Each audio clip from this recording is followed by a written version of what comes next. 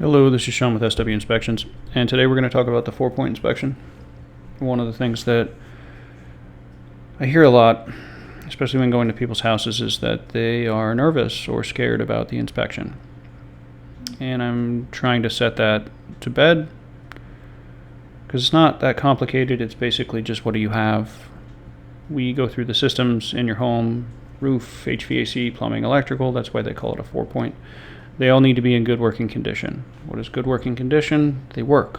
They're not causing damage to the structure. We're basically trying to keep you off the news. So anything that would cause a fire, a flood, a leak, water damage, that's what we're trying to prevent. And that's what we do with the 4-point inspection. So let's take a look at the form. We'll quickly go through it, and hopefully you'll feel a little better when you hear me knocking on your door. So this is the form that we use. It's the universal 4-point inspection form for Florida. It was released by Citizens many years ago, and it's broken down into 4 different sections. So we've got the electrical section here, the HVAC section, plumbing section, and then the roof section. So your information goes up here, and then we start the report. So we need the pictures of the outside of the house. So basically what you're going to see me doing is taking all 4 corners and the front of the back of your house. And then we move on to the individual systems. So we tell people when they book an appointment with us that we will be removing the electrical panel cover from the wall. Not opening the door, but removing it from the wall in order to see inside the panel. Without the electrical panel cover off, you can't really tell anything about the electrical system. So we need to look on the inside to make sure that there's no fire hazards, there's no weird stuff. And the insurance companies won't accept it without it. So we ask, please make sure that the area is clear of debris so that we can open up the panel, do it safely and quickly, and make sure that there's no fire hazards. And that's all you have to do for that. Just make sure that I have access to the electrical panel. That's simple. If we do find issues, you're going to be made aware of it. And it's not that we're intentionally trying to fail you or anything like that. Like I said, we're trying to keep you off the news. So a house fire is what we're trying to prevent. You don't want that problem. So if we do find a problem, it means that we prevented something like that. It's a good thing, not a bad thing. It means that something needs to be done, and most of the time it's something incredibly easy and cheap. So, not a big deal. Next, I move on to the HVAC system. So HVAC system is fairly straightforward. You have 2 systems in a split. You have the one outside, which is your condenser, and then you have the one inside, which is your air handler. Obviously, you need to know where they are, and obviously they need to be clear of debris so that I can take decent pictures. So if your air handler is stacked in front of, or 15 boxes are stacked in front of your air handler, I can't do the inspection. Just move the boxes. Just be ready for us to be there. We simply take pictures of it, and the big thing with the AC system is that the condensate line needs to be taking the water outside of the house and not doing damage to the house. So that could cause mold and mildew and insurance claims and all that nonsense. So make sure it's clear, make sure that it's working right. That's it.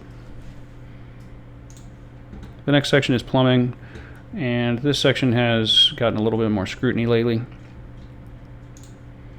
Make sure that your water heater is clear. You should not store anything on top of your water heater, ever. It's not storage, it's an appliance. So remove anything from around the water heater, make sure that we can get nice clean pictures of it, and look at your water heater, look at your plumbing systems. We do recommend that people take things out from under the sink-based cabinets, so in the kitchen and the bathrooms. Just remove your stuff. I'm willing to bet that you're going to find out that you never need to buy soap again, or never need to buy detergent again, or never need to buy whatever, sponges again, because all that stuff gets pushed to the back and you never can find anything. You end up buying more.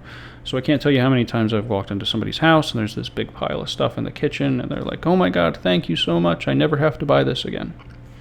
The point is so that we can get a good picture of underneath the sinks, the plumbing, the drain plumbing, and the supply plumbing, and the valves. We want to see those because insurance companies require it, and we want to make sure that there's no leaks. We want to make sure that everything is in good shape. If you see a bunch of white or green corrosion or rust on the components, which you should be looking at every once in a while, then that's a red flag. Insurance companies are scrutinizing that a lot lately, and you'll probably end up either having to clean it up or to have a plumber come out and either clean it or replace the affected parts. These things only last 10 to 15 years. This is normal maintenance. This is not something to be scared about. We're trying to prevent a flood inside of your home. So you don't have to come home to a terrible situation where your house is full of mold and you can't live there for a while. That's what we're trying to prevent. So it's not scary. We're not trying to fail you. It's just, do you need maintenance? Are they in good shape? Yes or no? Now, as far as water heater age goes, the hard line seems to be right now is 20 years. So as far as I can tell, no major insurance carrier in the state of Florida will accept a water heater that is older than 20 years. So that's 2006. If you have a water heater that's 20 years old, it needs to be replaced. That's just the reality. So moving on to the next section, we look at the roof. And it's the same thing. What is it? How old is it? Is it in good shape? Generally speaking, I use a drone to inspect the roof, so I won't be walking your slate or tile roofs. I know that's a big deal with people doing pressure cleaning and stuff like that, damaging all the tiles. We don't walk it if we don't have to. But that being said, the drone is good for landscape shots. It's not very good for high detail work. So if we do find something up there that needs further investigation, I actually have to put a ladder up and go onto the roof. We'll also be going up into the attic to make sure that there's no obvious leaking going on there. That's what we're looking for. We're looking to make sure that there's no damaged tiles or shingles, there's no missing stuff, there's no holes in the roof, there's no leaks. How old is it? Is it in good shape? Yes or no? That's it. And then we sign it, we date it, and then we add all the pictures to the bottom. So you'll see me walking around the property the entire time, taking somewhere between 30 and 50 pictures, depending on how big your property is, how many systems you have. Some people have one air conditioner, some people have 5. Some people have 1 electrical panel, some people have 5. So it just depends on what you have. The whole process takes 30 minutes, give or take. I've been doing this over 10 years now. I'm straight to the point, no BS, just get it done. I'm very fast. So hopefully this explains that this is not scary. This is not something that you need to be afraid of. This is not something that you need to be nervous about. And even if we do find something that is a problem, normally these problems are very easy to fix. Things like leaky valves can be replaced for $20. Water heaters can be replaced. They're not that expensive. Systems can be replaced or repaired. This is normal home maintenance. This is what owning a home looks like. It's kind of like a boat, but instead of throwing money into the water, you're throwing money into the ground. Welcome to home ownership.